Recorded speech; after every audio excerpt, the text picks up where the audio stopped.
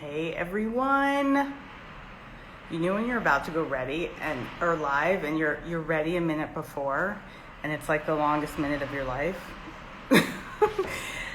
Oh, there's Dr. Haver. Let's get her on.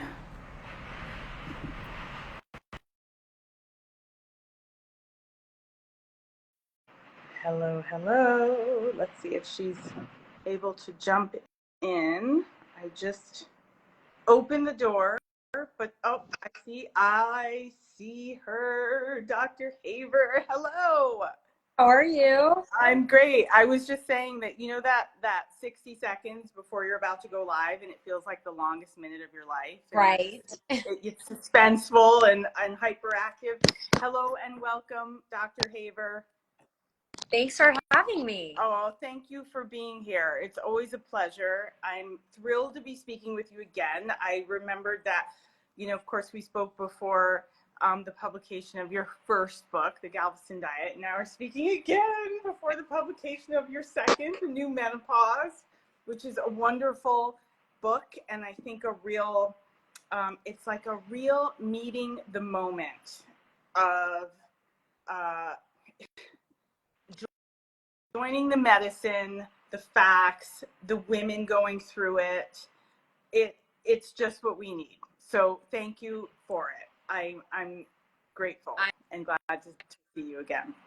That was my intention. You know, I've been in this social media world. I mean, first I was in clinic talking to patients, and then once I started sharing my menopausal story and, you know, research around the Galveston diet, and then that just kind of exploded into people saying, well, wait, what about my vertigo, and what about my tinnitus, and what about my frozen shoulder, and what about, you know, and so the book was intended to be a way of just compiling all that information so that any woman could pick it up and feel like they had a evidence-based guide on what was happening to them, because so many of us are blindsided by the process of perimenopause and not truly understanding what's happening to us, why it's happening, and what we can do about it.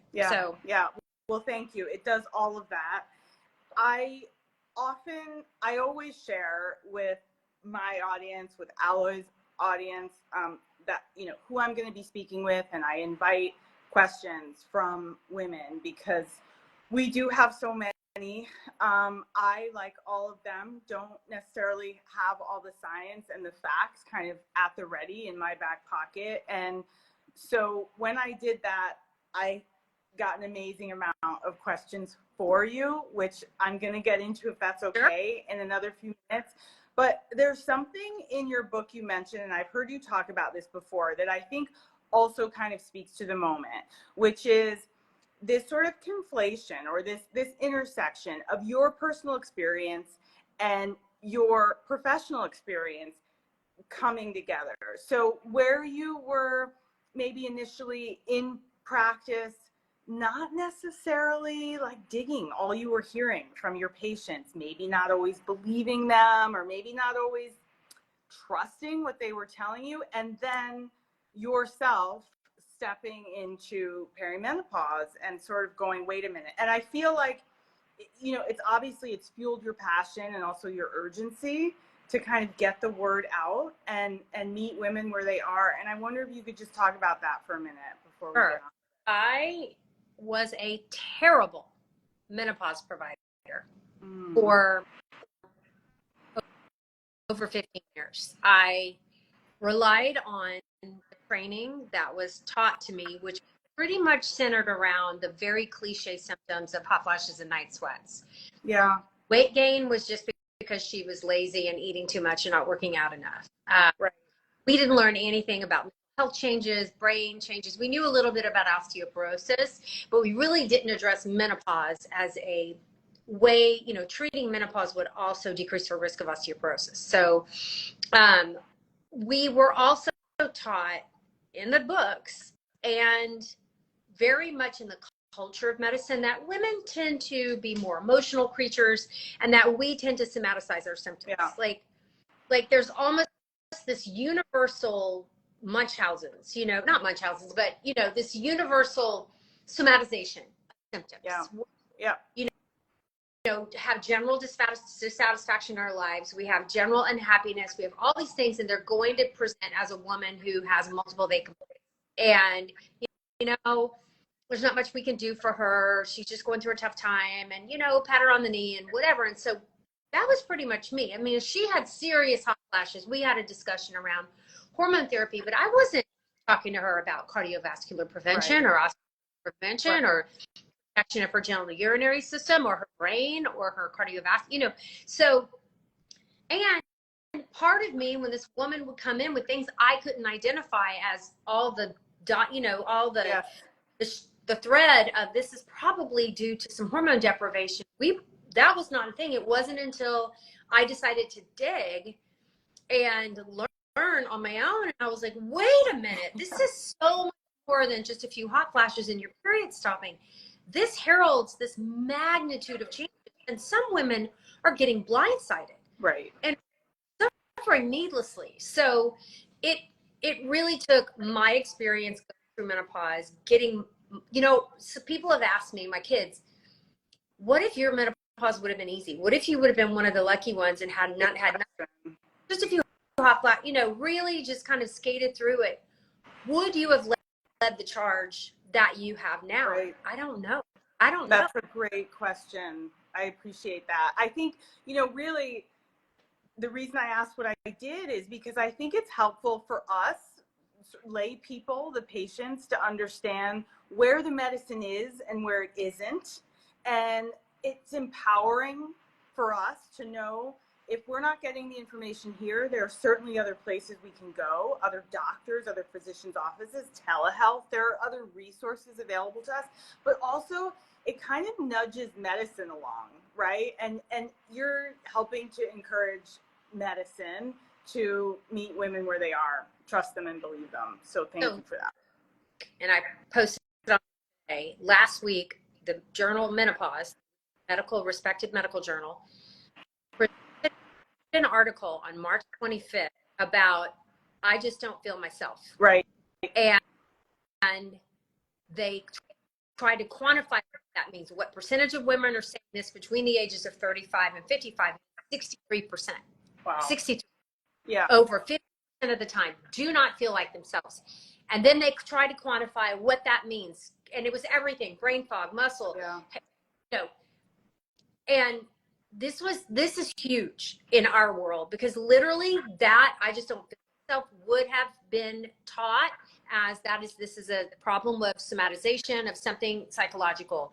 But our generation is standing up and saying no to the dismissal of something biological as psychological. Yeah. Thank you so much for that. I want to ask one more thing that came up in your book, again, before we turn to questions that came to me. I think this is really important.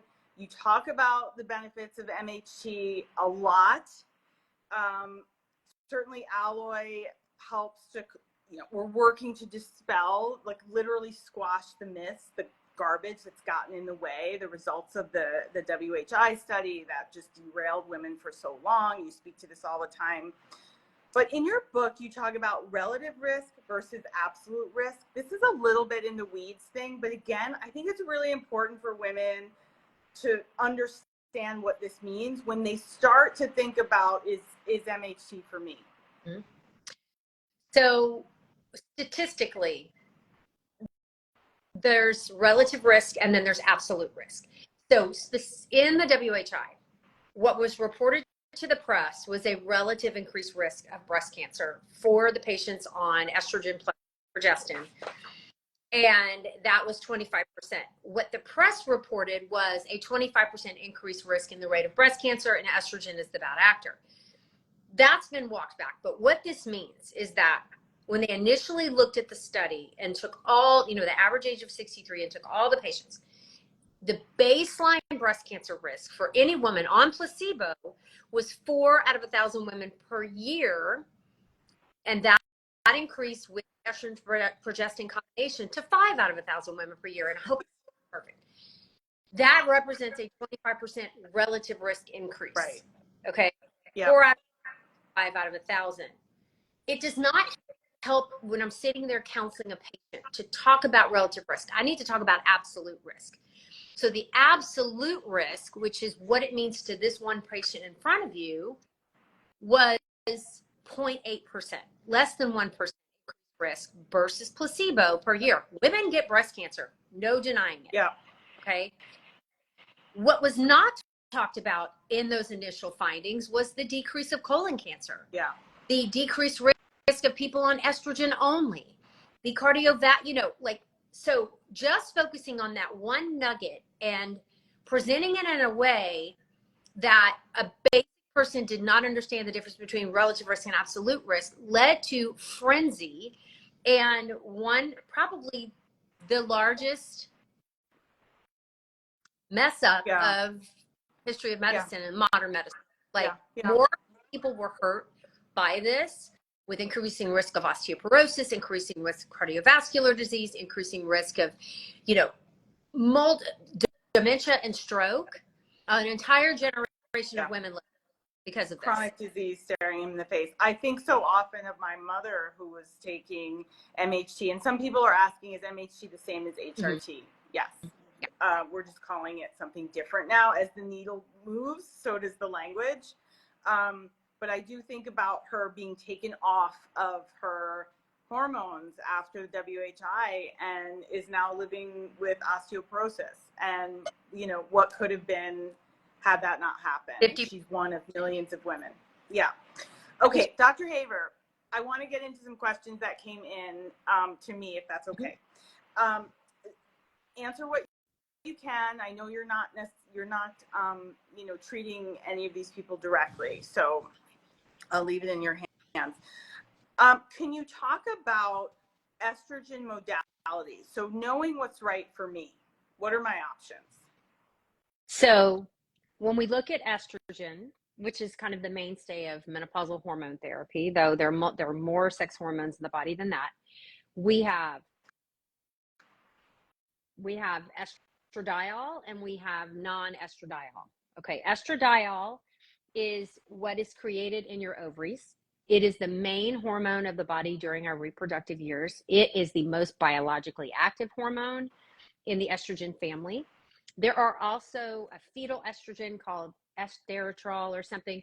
There is a estrone, which is what our fat cells create. That becomes the dominant hormone, estrogen hormone, in postmenopausal patients, not on HRT, because that's all that's left. The ovaries can't make the estradiol anymore. Right. So we have estrone being created. Then there's estriol for those of us who were ever pregnant. That is what the placenta makes. So people have synthesized these natural estrogens in each form. I tend to give estradiol. Okay. There are synthetic estrogens, meaning the ones that they're not exactly bioidentical to what the body created, but they do bind to the estrogen receptor. Now, all of these are made in labs, by the way. We don't crush up yams and you magically extract. They require multiple chemical reactions to process and create these things. So you cannot, yam cream does not work. Please save your money. It is the biggest scam ever sold to women. I know you're desperate and you're trying to have something work. You might as well just take a yam and rub it all over yourself. Okay. It might make your skin feel nice. So, but it does not absorb in any significant amount through the skin or do anything to affect your hormone levels. So sorry. But so then most traditional birth control pills have ethinyl estradiol, which is a synthetically created, lab created estrogen. It does bind to the estrogen receptors. It will stop a hot flash, and then there's Premarin. Premarin is natural because it comes from pregnant mare urine. Right. So it's not taking a block of chemicals and running a bunch of reactions. It is literally extracted from the urine of the pregnant mare. It has been studied extensively. It's what was in the WHI. So we have really good data on kind of what it does to the body. Some people, including myself, do have an issue with what happens to horses, and there's some ethical issues there. And I just feel like I have great options without having to go that route. Sure. So I avoid the Premarin route. Okay, now, great. So now you decide, okay, I want the estradiol. I want what my ovaries made to give me the best chance to have my pre-menopausal kind of health status. So how do we put it in your body? We have oral and we have non-oral forms. Both work great. Both will bind receptors and do the things, okay? Oral's a little bit different, and then anything we ingest orally must go through the gastrointestinal tract, be absorbed, and then the hepatic system, the portal vein, picks everything up from the gut, sends it to the liver for processing. When we have that bump of estrogen every day hit the liver, we see a very slight increased risk in some of our clotting factors. So for women with a family history of clotting disorder who've had a blood clot, just avoiding the oral forms and doing a non-oral form like a transdermal or a transmucosal, you can not have the increasing risk of clots over your natural baseline. Okay. So for that reason, I tend to stick to transdermal forms. Now, there's some other studies looking at risks of cardiovascular disease and hypertension. You know, it does look like transdermal may have a slight advantage in some of those areas, but there's not quite enough data to like come out and say no one should take oral. Oral is a great option for many people. Okay, great, terrific, thank you. And then we've got gels, we've got cream. We have gels, we have patches, we have cream, spray, vaginal ring, which is fabulous, but it's so expensive, no one can afford it. I love it, but I'm not, you know, I can do my patch and be totally happy with it and save $400, you know, about $1,000 a year. So okay, great, thank you. I have to say we do offer the patch at Alloy, and it's incredibly reasonable, and I do encourage any of you out there listening to head over to our website and speak to a menopause practitioner and figure out which is best for you. Okay, is there I'm sorry, here's another question from someone. I'm 51, in menopause, needed to take statins for higher cholesterol. If I'm on HRT, can I stop taking them? Maybe. So we do know that an independent risk factor for elevations in bad cholesterol, your LDLs, and lowering the good cholesterol, HDLs, is loss of estrogen through the menopause transition. Okay. So if you've done nothing different, diet, exercise is the same, and all of a sudden you roll in at 45, 46, 52, whatever, and get your lipid panel done, and oh my God, you've had a 20, 30 point jump, it's menopause. You didn't do anything wrong. Okay. We see an acceleration in the risk of cardiovascular disease when we lose our estrogen, and this is one of the reasons why. So statins are 100% recommended by almost every cardiologist for lowering your cholesterol levels, and they do for women, but they've never, for women, been shown to decrease your risk of a heart attack, a primary heart attack. Now, secondary, you've had one, they're trying to prevent a second one, yes, okay? Yet, aspirin, beta blockers, and statins are routinely recommended to women, but have only been shown to be helpful for primary prevention of disease in men. Wow. Never for women. Do you know what prevents a primary heart attack in women? Estrogen. Yes. Estrogen. Okay. Women on HRT have lower cholesterol levels, less elevations in their cholesterol, and have a low 50% per year lower cardiovascular disease, lower death from cardiovascular disease, and lower all-cause mortality versus women who are not. Awesome. May I add, just on a personal note, this was true for me. My cholesterol levels were rising. You too.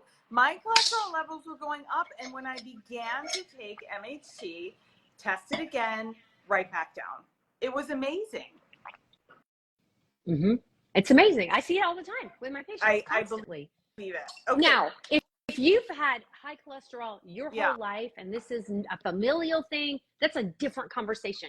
I am, this should be an intense conversation with your cardiologist as to, look, if you went from 180 to 220, really, you should think hard about, because every medication, including estradiol, has risks, has benefits, has side effects. And let me tell you, the statin side effects can be pretty tough, especially in musculoskeletal pain, which 80% of us are already suffering from. Right. So talk to your cardiologist. Let me give estradiol a try first.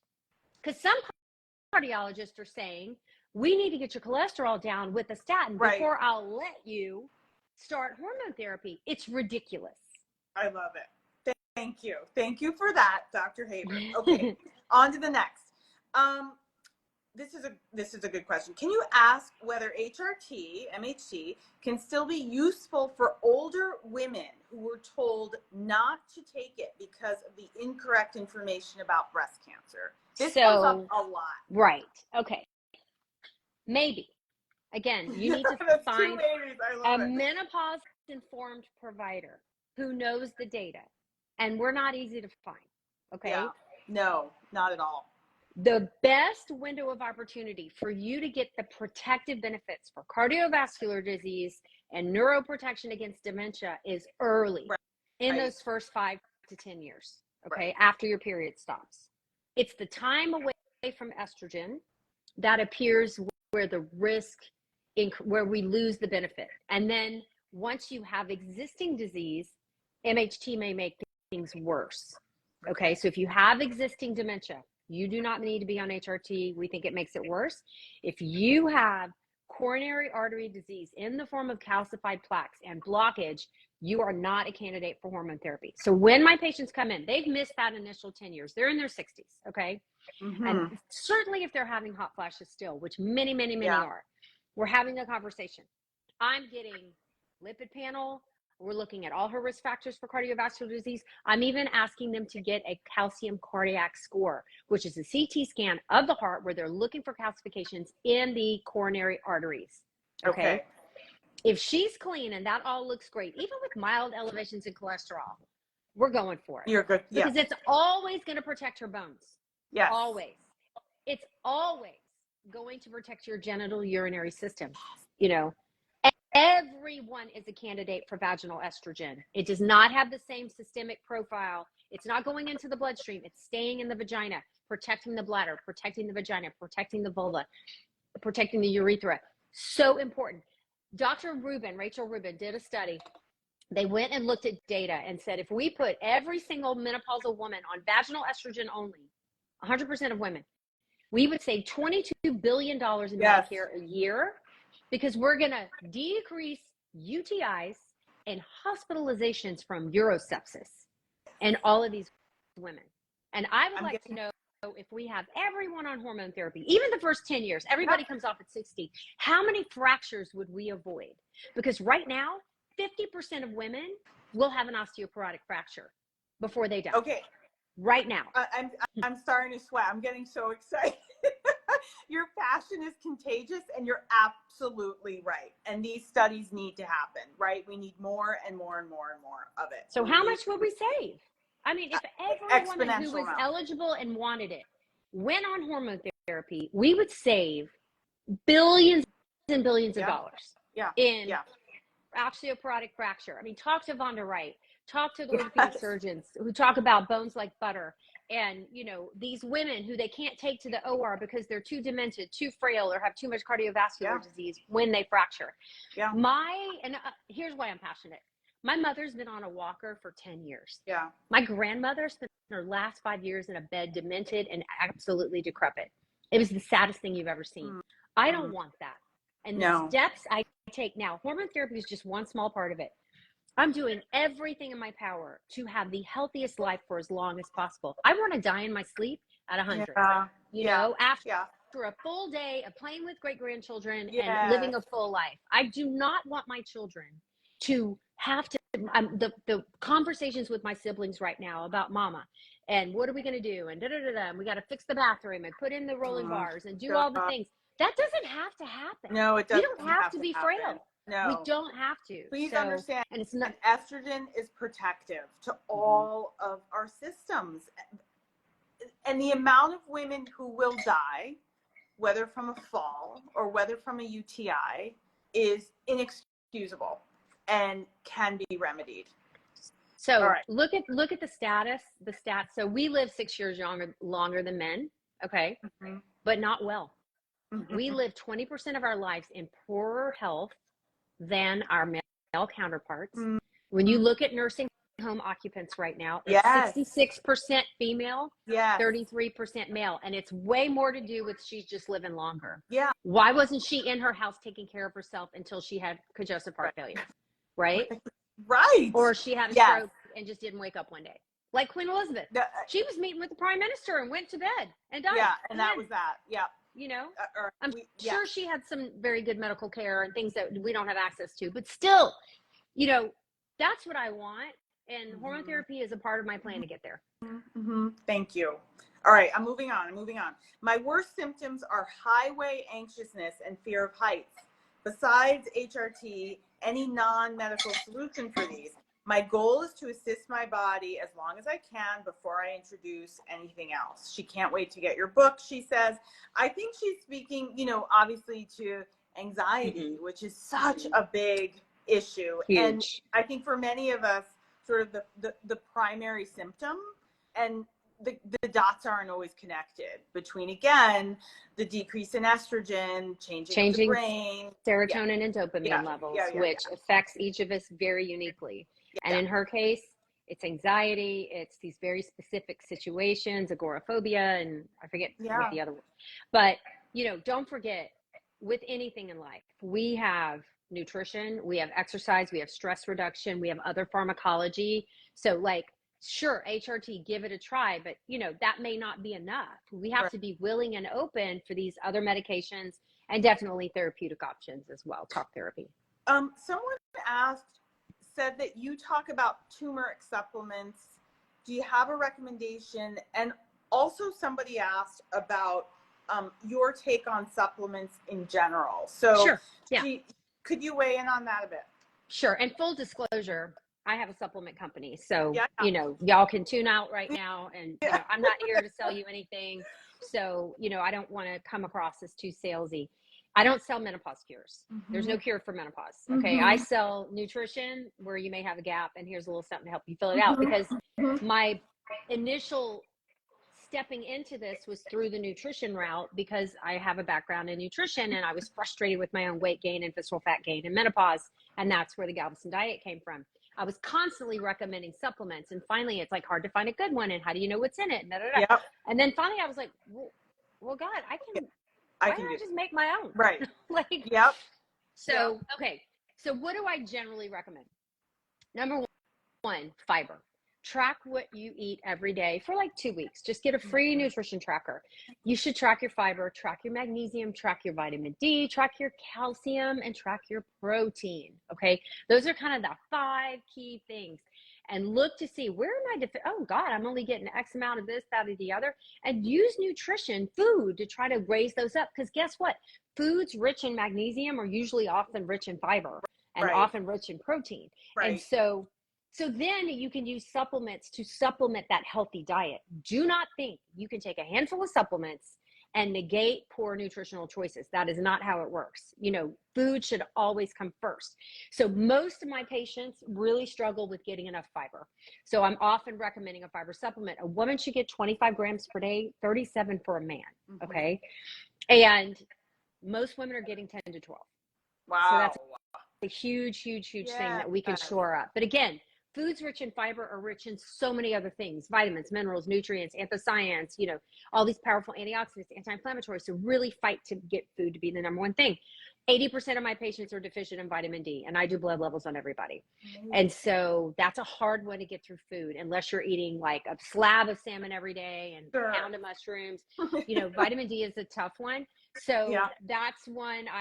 We have a vitamin D plus omega-3 fatty acid plus K combo, because I'm lazy and I like to combine things.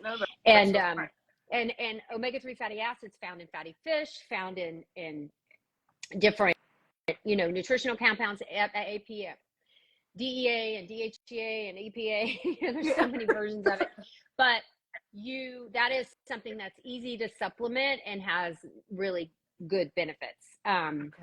Then we do collagen. So there's a specific bioactive collagen called Fortibone, which has been studied in postmenopausal patients who had osteopenia and osteoporosis. So I recommend that collagen daily, and we sell it in the form of something called Skin and Bone, because it has a second collagen that's good for skin. That's a whole other story. That was optional and not required. But this particular collagen, when they did bone scans every year on these women who weren't taking bone strengthening meds or anything, saw improvement in their osteoporosis and osteopenia. So yeah, so that's okay, another great. thing. Thank you. And then turmeric is nice. It's not required. You know, if you're cooking or drinking the tea, you're probably fine. People overdo turmeric, and too much of anything is bad. Too much turmeric can lead to liver damage. So Okay. stay within Careful. what is recommended on the bottle. Yeah. The studies were done with like 240 to 360 milligrams per day, and it should be combined with piperine for added bioavailability. Wow. Okay. Like black pepper extract. So that one has been shown decreasing visceral fat. It does help with a few hot flashes. You know, nothing works better than estrogen. But turmeric is kind of nice, especially for my patients who are really having musculoskeletal pain. Good studies done in menopausal women showing decreased risk of arthritic pain. Interesting. Thank you. All right. I'm moving on to another question. I have so many to get to in the next 15 minutes. So thank you. Thank you. I'm being super fast. Can you ask Dr. Haver about bleeding on HRT? Specifically, how to stop it? Sure. I covered this in the book. So 50% of you will have unscheduled bleeding on your HRT, estrogen containing HRT. Completely expected. I always warn my patients. It's the number one thing people freak out and call about. You do not need a workup until 6 months. So you call your doctor and they're like, oh my God, you're dying. Come on in for a biopsy. They don't know what they're doing. Okay. Studies have been done. This is normal and expected. We are waking up, especially if you're postmenopausal, we're waking up tissue that's been sleeping for a while and it likes to bleed every now and then. Right. Happens to me maybe once a year. I'll have 2 or 3 days of spotting still, and I'm 7 years postmenopausal. So, wow. Okay. So I always reassure my patients if this goes on. So what can you do? You can decrease the estrogen that you're taking or increase the progesterone, or the easy things. You want to talk to your doctor before you do any of this and let them know. But typically what we do is we lower their estradiol a little bit, see if that clears it up, or we increase the progesterone if it's persistent. Most of it goes away on its own. Now, if you've been not bleeding for a year and then you all of a sudden have some bleeding, call your doctor, let them know. They're probably going to say, let's just watch it for a little bit. But eventually you may need an ultrasound or a biopsy to go investigate to see why this is happening. But it is up to 50% of patients. So just, it's okay. Excellent. Can you take HRT with Hashimoto's? Of course. Of course. Great. Now, if you're on thyroid medication, which 10% of us are, you need to have your levels rechecked in 6 weeks. Remember, the pituitary and hypothalamus talk to the thyroid gland and also talk to the ovaries. All those hormones are shooting together. So when you start feeding back with HRT, sometimes we see changing needs of your thyroid medication. So let your doctor know you're starting hormone therapy. Have your thyroid hormone levels rechecked at week 6 or so after you start HRT. Great. Thank you. I would love to know how Dr. Haver likes to monitor patients with gallbladder disease who still have a gallbladder to use HRT safely. So they should not do oral HRT. They should do transdermal. We start with a lower dose. And we want to slowly titrate up. There's a couple of the diseases that don't get better with HRT or might get worse. Not for everyone. And one is GERD, gastroesophageal reflux disease. We don't see improvements with that with HRT, especially, it just doesn't happen, probably because the studies were done with oral and not transdermal, but we can't say that yet. The other one is gallbladder disease. So, we can see a little extra sludging or a little slowdown in the liver. So if you're already suffering, you may notice that might get better. So we want to start low and go slow. Great. Thank you. A lot of questions about progesterone. How to know if I should be taking it, how much is too much. If you have a uterus, if you're going on menopause hormone therapy and you still have a uterus and you're getting estrogen, it is required. You have to have progesterone. Okay. It's not safe if you don't. And the progesterone you take should not be a progesterone cream. This is a humongous molecule that does not absorb well through the skin. When you look at Combi patch or the patches that have progestins in them, that is not progesterone. These are synthetic micronized progestins that do penetrate the skin very well. I was on Combi patch for like 3 years. I was totally happy with it. And then I switched because of some safety studies, but to the oral micronized progesterone. But progesterone cream is fine by itself. Okay. If you're not taking estrogen. A lot of compounders will put you on that in perimenopause. It's not going to hurt anything, but it is not your best option if you are on serious MHT and you're trying to avoid endometrial hyperplasia and cancer, never, never, never use progesterone cream. Always oral or the synthetic progestins. Terrific. Thank you. I would like to know how often you should be going up on the dose of your estrogen patch, and what is the max dose? I increased my dose once after I became postmenopausal because of my symptoms. Can you clarify? Yeah. We don't have therapeutic ranges established for what your blood levels should be for estradiol. That is not done in menopause, okay? What we use are symptoms. Now, if someone's bringing you back every 3 months to check random levels and charging you a fortune, go find a new doctor. They're just trying to get your money, okay? We go with symptoms. I go say, let's give it 3 months, see how you're doing. Let me know. We're going to go through. We have these little symptom lists with check boxes and low, medium, high, and rate, and we look at the numbers go up or down.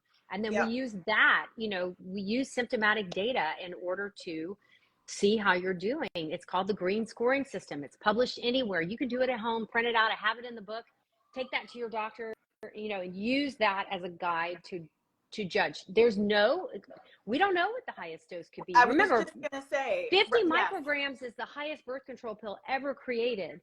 And so the biggest difference between a birth control pill and menopause hormone therapy, birth control, traditional birth control, whether in a pill or a patch or the ring, was developed to stop ovulation. That's its point. You don't ovulate, you don't get pregnant. The end. Okay. We use it for other things, PCOS, acne, all these things. Menopause hormone therapy was developed to stop a hot flash. Okay. That's how it was developed. That's why it was put on this earth.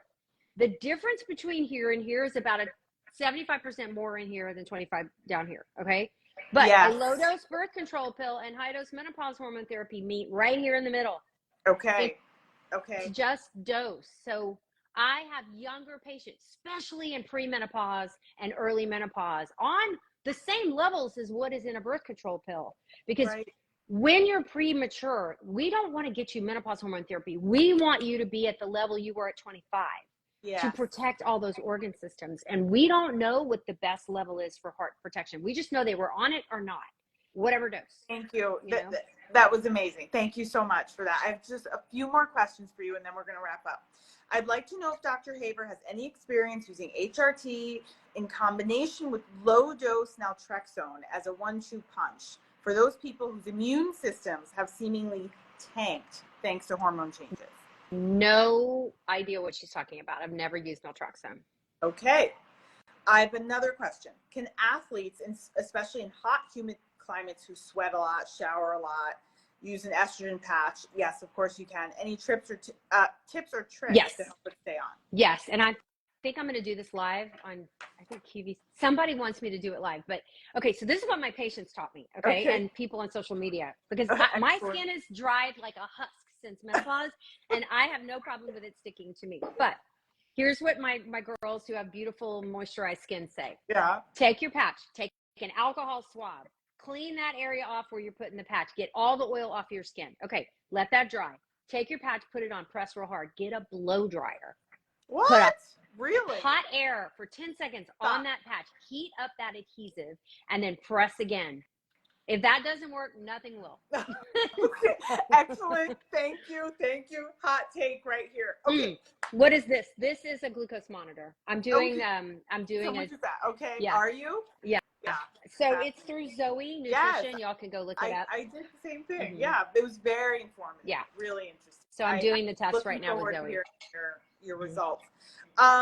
Finally, how do you treat, I'm sorry, my doctor prescribed me with Premarin for my perimenopause symptoms. He did not prescribe me with progesterone too. Should he have? You spoke to this a bit. If you have a uterus. Thank you. Yes. If you don't, it's optional. She follows up with, I have hypothyroidism and would love to know suggestions as to weight gain. She's already battling it. She says fatigue, body aches. So now she's fighting the second battle with menopause. Woohoo! Yes, ma'am. There it is. Book number 1, The Galveston Diet. Get it, read it. Lots of discussion here about lifestyle and nutrition and how to maximize those things in menopause. This book was written to help a woman approach her nutrition differently in the menopause transition and post-menopause. So terrific. Thank you. Dr. Haber, in our last 5 minutes, I do this thing with my live guests. It's my last 5 for 5. I have not done this yet with a physician, but if you would indulge me, I'd be really excited to do it. It's fun. It's fun. I have 5 questions for you. None of them have anything to do with what we just talked about. Okay, are you ready? All right. Which talent, and wait, let me just say this. I have never heard you speak about these things, sort of like these personal things. So I feel like very excited to hear these answers. Okay. All right. Which talent would you like to most have? Oh my gosh, I stumped her already. Which talent would I like to most have? I've never been a great athlete. So I've never been a fast runner. I'm like the slowest marathoner you've ever seen in your life. I never got picked for any sports teams. I was a good dancer. All right. I would like to be good at something. I'd love to be able to snow ski without wanting to die, and have fun with my family. I love it. Thank you. A trait you don't like about yourself, and then a trait you do love about yourself. I have imposter syndrome all the time. Really? Isn't it awful? You do? Oh, I'm sorry. That sucks. We women have to get over and get through this. It's a big problem. Thank you. And I'm an over talker. Okay. So like I tend to interrupt people, and I get so excited. You get excited. I know. And I'm one of 8 kids. I'm one of 8 children, okay? And so we had to fight for airtime. Like, I'm just used to interrupting to get my point across. I love it. We love hearing from you, so it's all fine. Okay, you're hosting a dinner party, inviting 3 people, living or historical. Who would they be? My brother. This is so, oh, okay, thank you. Finally, my 3 brothers who died. I know, and that just makes my heart swell. Thank you for sharing that. What is your current state of mind, Dr. Haber? Excited. Yes, it is. Thank you. The book is being published. Someone asked April 30th, and this is kind of the March to publication. And and pre-order the last time. 3 days, we have been in the top 30 books of all books on Amazon. And that's great for me. That is incredible for me. Oh my God, we're going to sell a ton of books. But this is so badass for menopause. Menopause is up there with the bros. In the health book space, it's bro, and Mary Claire. And so I'm like, yes. Yeah. I am an expert. I know this better than most. And I am so excited to be finally recognized as an expert in this field. It's hard as a female. It is hard as a female. And I salute you and the other physicians out there who've been banging the drum. Yeah, our very so own many Dr. in the menopause. So good. Yes, Sharon Malone's. Oh my, look. Grown woman. I know. Our very own grown woman. Wait, let's see. And it's and not also, hysteria. This is another really good book. Hang on. These are all written by females. Forever Strong, Gabrielle Lyon. Guys, these are the books we need to be reading. Not bro wellness books. Yeah. I thank you. I really just absolutely appreciate the work you do, all that you bring to all of us. It's quite extraordinary. Your passion and effort made on our behalf and on behalf of moving the needle of medicine is tremendous. So all right, I'm going to hold up the books. People would like to screenshot them. Okay, so you can flip it. The Menopause Brain by Lisa Mosconi. Okay. Screenshot this one. Yeah. All right, I'm going to switch. Ready? Okay, go. Forever Strong. I don't know this one. Who is the author? Follow this woman. She's incredible. She's all about protein and muscle and aging, longevity. She has she's a physician, but she did a geriatric fellowship. And she's like, we are doing it wrong. Okay. So incredible. Fabulous. Okay. This is more about gynecology, endometriosis, polycystic ovarian syndrome, and all about how women are treated in medicine. She's fantastic. Karen Tang. It's not hysteria. Great. Incredible. Okay. And Thank you. Grown Woman Talk. Yeah. by Alloy's own medical advisor, Dr. Sharon Malone, who we love and adore. And straight up, her book is how to coming get out. the best out of the medical system, like yeah, advice. So. Wonderful book. Thank you so much, Dr. Mary Claire Haver. Just a pleasure. I hope to speak to you again soon. Thank you. Bye. Bye, everybody. Take care. Bye. Thank you.